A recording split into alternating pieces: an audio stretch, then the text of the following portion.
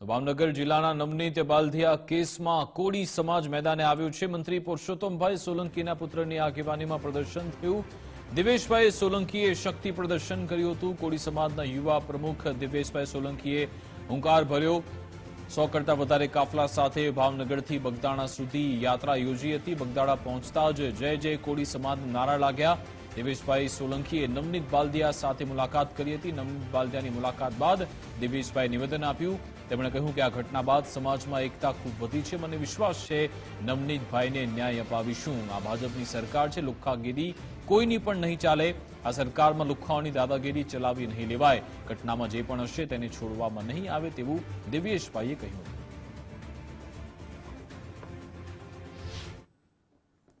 બગદાણાના સેવક નવનીતભાઈ પર થયેલા હુમલાને લઈને હવે કોળી સમાજના કદાવર નેતા જે પુરુષોત્તમભાઈ સોલંકી છે તેમના દીકરા દિવેશ સોલંકી છે તે હવે પીડિતને મળવા પહોંચ્યા છે। સીધા જ કાફલાના દ્રશ્યો બતાવવાના પ્રયત્નો કરી રહ્યા છે। જોઈ શકાય છે કે પીડિત નવનીતભાઈ છે તે નવનીતભાઈ પર જે હિચકારો હુમલો કરવામાં આવ્યો ત્યારબાદ કહી શકાય કે 13 દિવસ જે હોસ્પિટલમાં રહ્યા બાદ નવનીતભાઈ સોલંકી માફ કરશો નવનીતભાઈ બાલધિયા છે તેને ખાસ કરીને તેમના નિવાસસ્થાને તેમના ઘરે પેલું કરવામાં આવ્યું છે, એમને લઈ આવવામાં આવ્યા છે ને પીડિત નવનીતભાઈ છે તેઓને મળવા માટે પહોંચ્યા છે।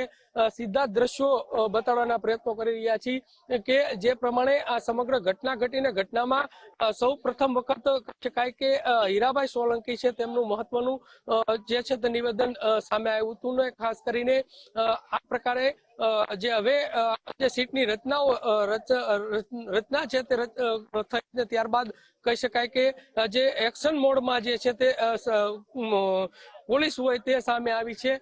સીધા દ્રશ્યો બતાડવાના પ્રયત્નો કરી રહ્યા છીએ। જોઈ શકાય છે કે દિવેશભાઈ સોલંકી છે તે 200 ગાડીઓના કાફલા સાથે અત્યારે નવનીતભાઈ જે પીડિત છે તેઓને મળવા માટે પહોંચ્યા છે, તેમના ખબર અંતર પૂછવા માટે પહોંચ્યા છે। કેમ કે આ જે સમગ્ર હિચકારી જે ઘટના છે તે ઘટનાને લઈને ખાસ કરીને એક બાદ એક કોળી સમાજના જે કદાવર નેતાઓ છે તે અહીંયા આગળ પહોંચતા હોય છે, તેમને પીડિતને મળતા હોય છે। તે જ પ્રકારે આજે કોળી સમાજના જે યુવા પ્રમુખ છે દિવેશભાઈ સોલંકી તે અત્યારે અહીંયા પહોંચ્યા છે અને મોટી સંખ્યામાં તેમની સાથે ગાડીઓનો જે કાફલો છે સીધા દ્રશ્યો બતાડવાના પ્રયત્નો કરી રહ્યા છે।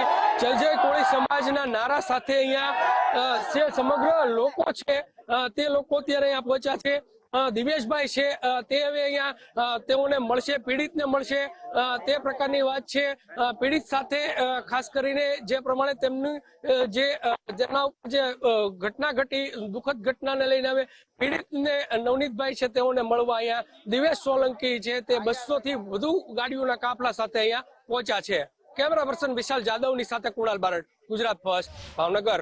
ગુજરાતની ભાજપની સરકાર છે અને અમે જ્યારે આ મવડી મંડળ નવનીતભાઈ વતી જ્યારે આ રજૂઆત કરવા સરકાર સમક્ષ ગયા હતા, સીએમ સાહેબ ખૂબ પોઝિટિવ હતા અને સાહેબે 2 જ કલાકના અંદર એસઆઈટીની તપાસ આપી દીધી અને એના પછીના સતત એ તમામ જે બાહોશ અધિકારીઓ છે એની તપાસને આગળ ધપાવી રહ્યા છે અને અમે એ તપાસથી સંતોષ છીએ।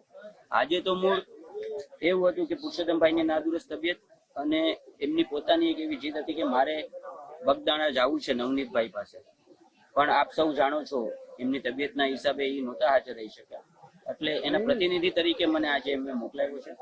સમાજના તમામ આ આખા પંથકના અને બધા સમાજના સંગઠનોના બધા આગેવાનો અહીંયા હાજર રહ્યા છે।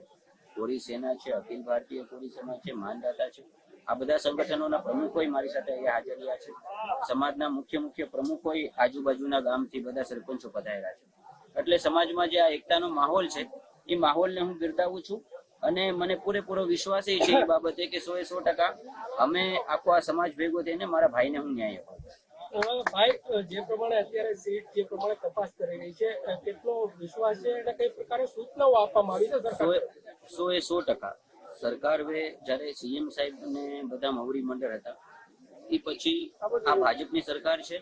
આ સરકાર ક્યારે પણ કોઈ આવા લુખા તત્વની દાદાગીરી ચલાવી નથી અને ભવિષ્યમાં ક્યારે આવી કોઈ લુખા તત્વની દાદાગીરીઓ ચલાવવામાં આવશે નહીં।